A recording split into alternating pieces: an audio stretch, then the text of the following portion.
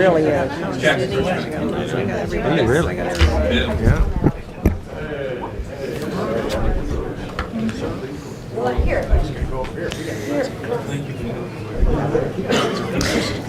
Well, thank you all for coming today. What a historic and wonderful speech we just heard from President Isaac Herzog.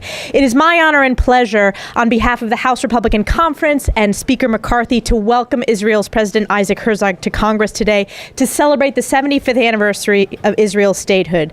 As one of our strongest allies, closest friends, and only democracy in the Middle East, Israel's special relationship with the United States is and forever will be crucial, especially as our adversaries are increasingly emboldened around the world due to Joe Biden's weakness on the global stage. Since 1948, Israel has remained resilient in the face of its opposition and oppressors as it stands as a role model for the advancement of global democracy. This May, I was honored to help lead a bipartisan House Intelligence Committee delegation to Israel to commemorate the anniversary of Israel's sovereignty and echo our strong support for Israel's right to defend itself. It is disappointing and inexcusable that Democrat members of Congress use their platforms to disseminate harmful and shameful anti-Semitic rhetoric, choosing to align themselves with Israel's aggressors and Iranian-backed terrorist groups. And the silence from Democrat leadership is deafening. The silence from the White House is deafening. House Republicans proudly condemned anti-Semitic rhetoric yesterday, and it is telling that a number of Democrats voted no on that resolution. In fact, today, many chose to boycott today's address. That is shameful. It is un-American. God bless the United States of America, and God bless Israel. I'm so proud to stand here with so many of my House Republican colleagues here today, and I'm proud to turn it over to the Majority Leader, Steve Scalise. Hey.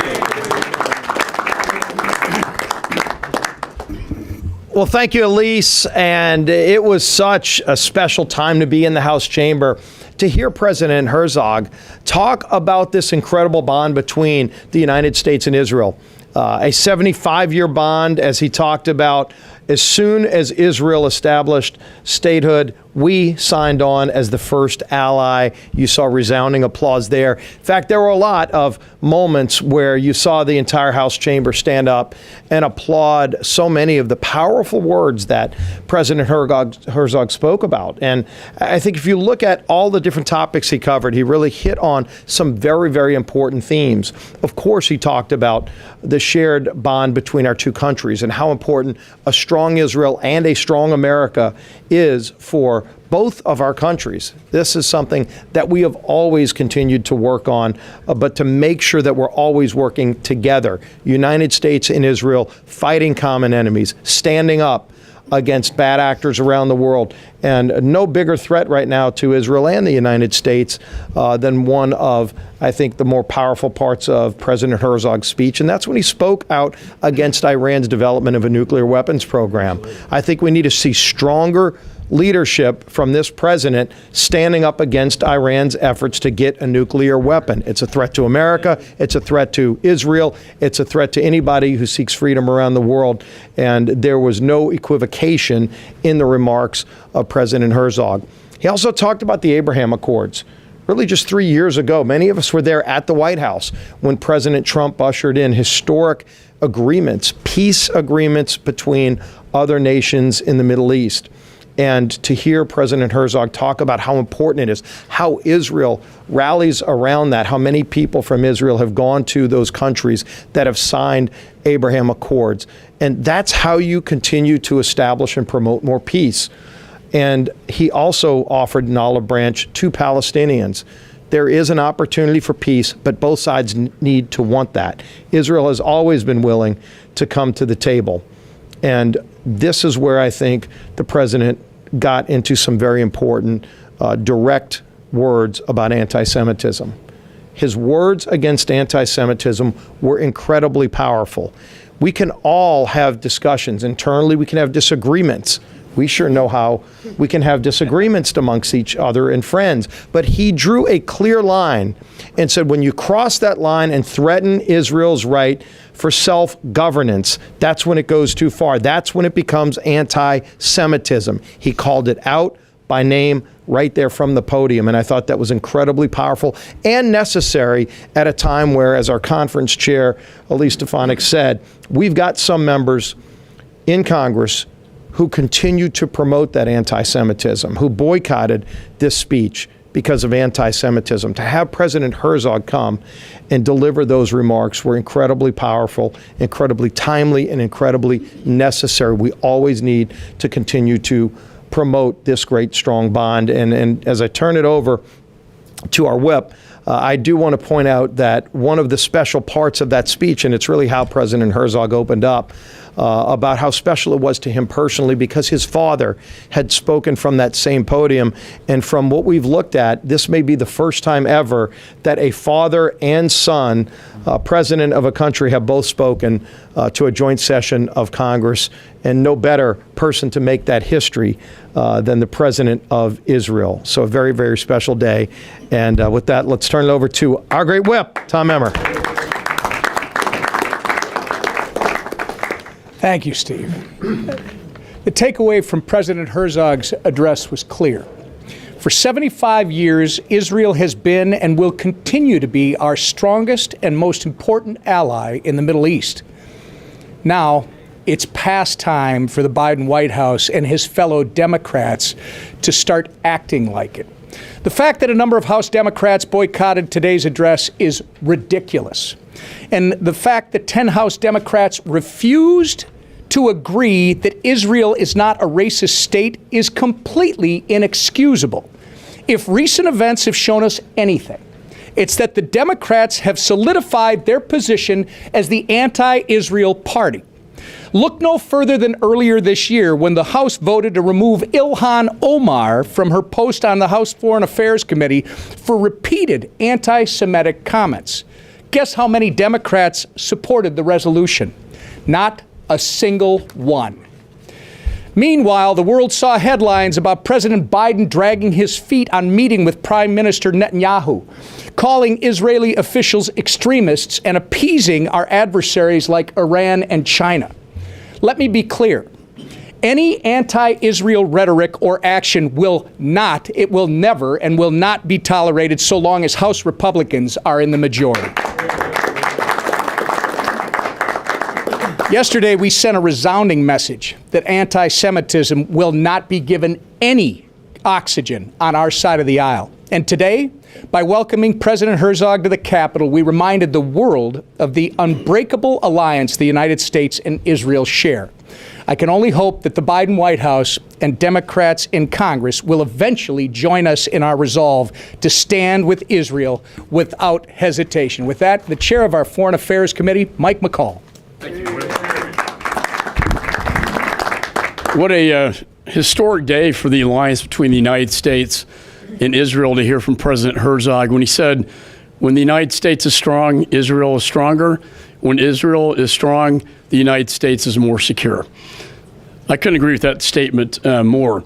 And I look back at the debate. I managed the floor resolution yesterday talking about anti-Semitism and racism and hatred. And I couldn't help but go back to my father's generation, the greatest generation, World War II.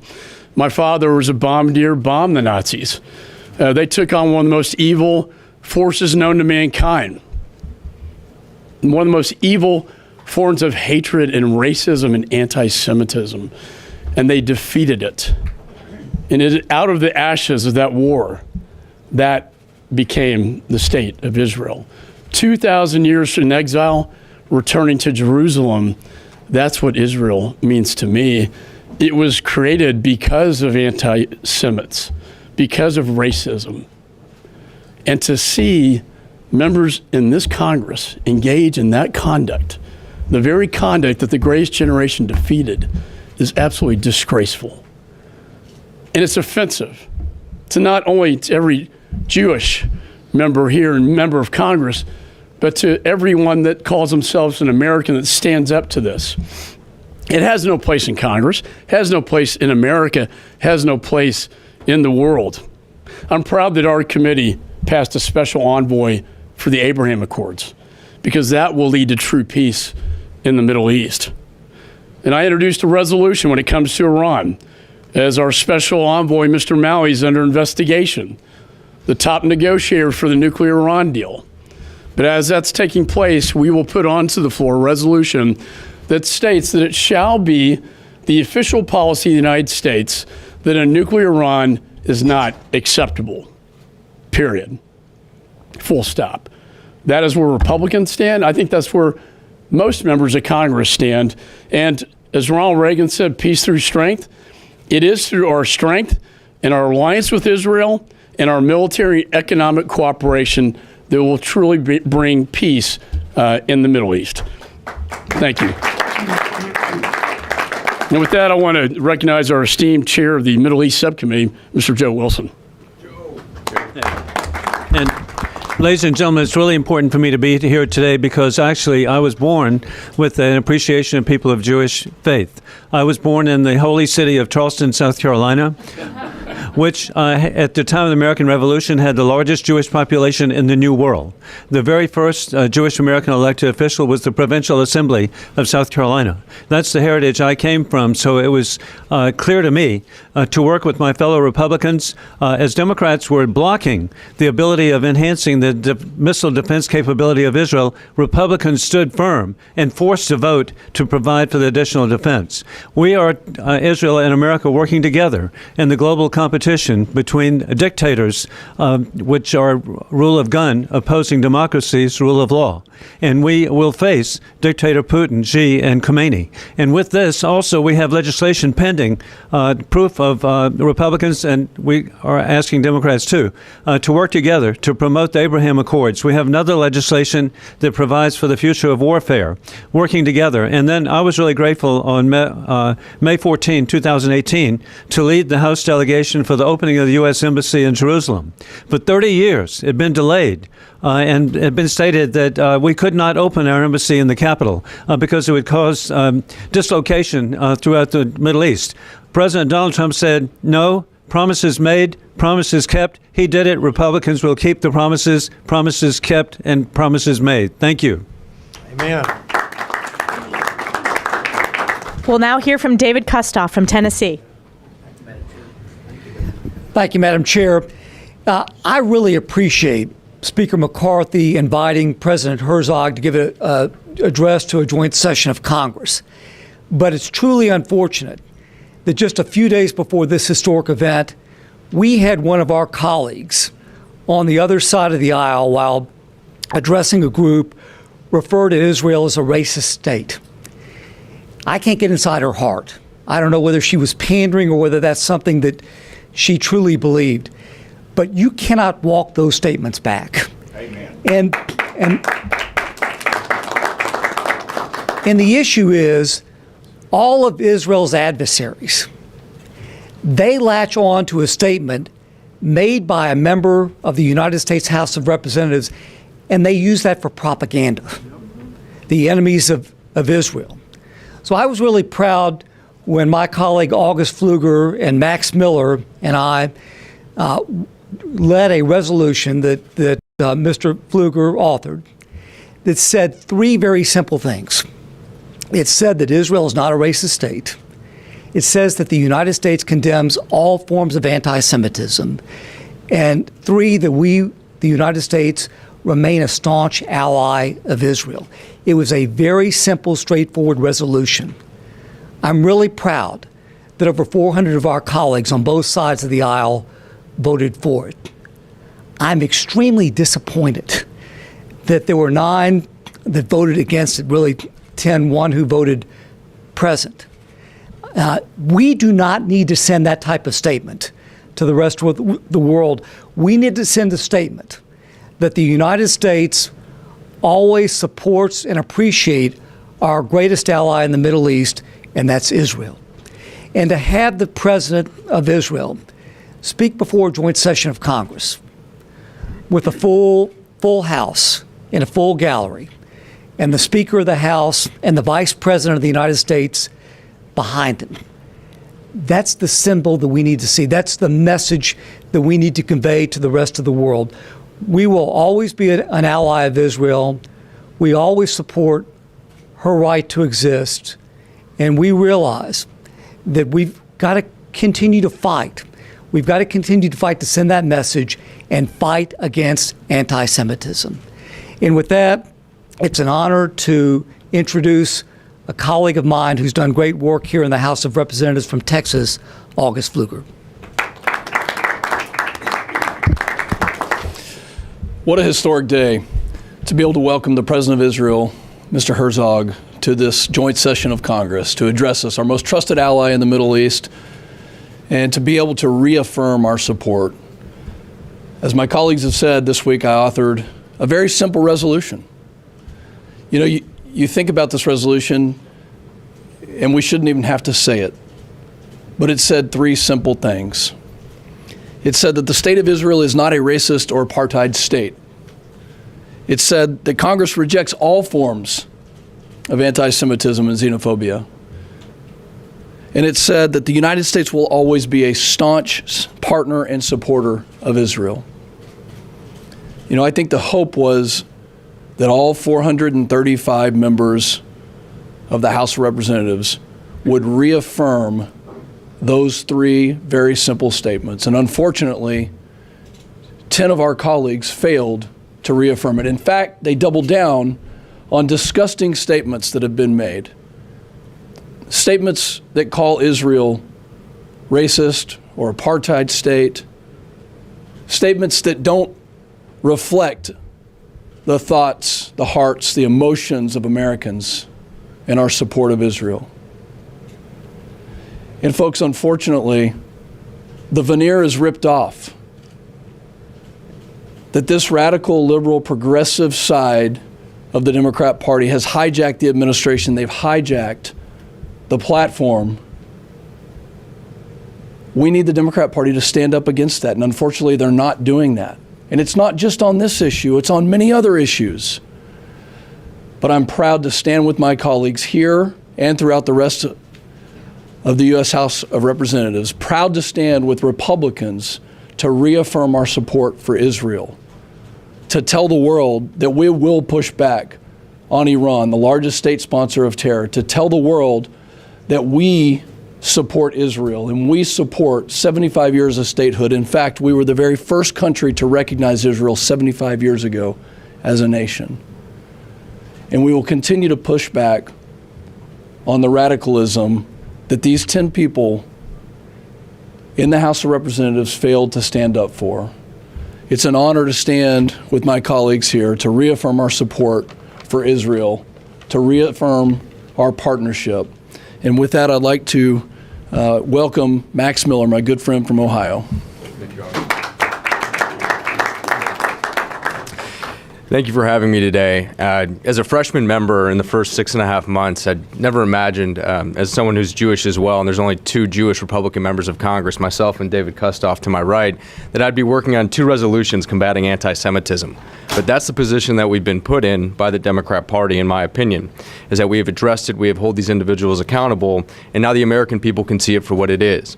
And we see this happening on college campuses as well with BDS movements. And BDS and things of this nature is not just doing work with Jewish people, it's doing work with Israeli people. And as you heard the president say today, they represent everyone in the democracy of Israel. Whether you're Arab, whether you're Jewish, Christian, Muslim, they all sing together in harmony. And that is the true vision of Israel. And they are working to find a solution that works for them and the PLA and everyone else. But there is no one who wants more peace than the state of Israel. And just the most important ally and the only democracy in the Middle East, and it continues to fall under attack day by day. And that's why it is so important that we continue to stand strong and to not back down. And as I said, one of 2 Jewish Republican members, I know that David and I are never going to back down from being the loudest Jewish voices in Congress and always standing strong and tall for the Jewish people and the state of Israel. Thank you, and I bring back up Madam Chair, Ready to take any questions? Yes, sir. Thank you, Chairwoman Stefanik. One, there's been legislation introduced, one to prohibit federal contractors from engaging in BDS, and another that would strip federal funding from college campuses that tolerate anti-Semitism. When do you expect to bring those to the floor? And second, RFK Jr. is scheduled to appear before the Weaponization Committee tomorrow. Given what he has said about the Jews and COVID, and things like the Jews and Chinese are immune from COVID, shouldn't he not be testifying and instead put someone else who has been censored during the pandemic? Well, House Republicans condemn all forms of anti-Semitism, whether it's statements of our colleagues, whether it's statements from any American, or whether it's BDS that's happening on our college campuses. We will work through the committee process to bring the legislation that you've pointed out. It's going to work through the process, and I know that a number of my colleagues here are working on various initiatives to continue to strengthen the U.S.-Israel relationship and to continue rooting out anti-Semitism. But this is a problem in the Democrat Party. What are the parties of these individuals who have made anti-Semitic comments? Democrats. It is a problem in the Democrat Party. And that number has been growing. It was not only the last Congress, it was less than 10. Now it's up to 10 Democrats in the House who voted no on the resolution to condemn anti-Semitism. This is a problem for Democrats, and they need to speak out loudly and clearly. As I said in my opening remarks today, the silence has been deafening, not only from House Democrat leadership, but from the President of the United States. Yes, ma'am. Have you spoken with former President Trump since he learned that he's the target of Jackson's probe on January 6th? I have spoken with President Trump. I spoke with him yesterday. I speak with President Trump on a weekly basis, give or take. And this is yet another example of the illegal weaponization of the Department of Justice to go after Joe Biden's top political opponent. And it is not a coincidence that the same week that House Republicans are having a very important oversight hearing to hear from two credible IRS whistleblowers about the politicization of the Department of Justice when it came to the investigation of Hunter Biden, that this is the same week that a political arm of the Joe Biden campaign in Jack Smith goes after the top leading opponent. So we condemn the weaponization of the Department of Justice. We will continue to work out the rot in these agencies, the politicization in these agencies. And I hope all of you in the press will focus on, again, the oversight and investigative work that House Republicans have led that have led to the realization that the Department of Justice politicized the investigation of Hunter Biden, as well as the egregious and I believe criminal entities of the multiple LLCs of foreign dollars flowed to the Biden family while Joe Biden was vice president. So yes, I spoke to President Trump. Mr. Foldy. It seems like there's a huge disconnect between what President Herzog was saying about Iran and the Biden administration. Can you talk about how House Republicans sort of view Iran potentially differently than Biden, Democrats, things like that? Well, we have very differences with the Biden administration and how they've approached Iran.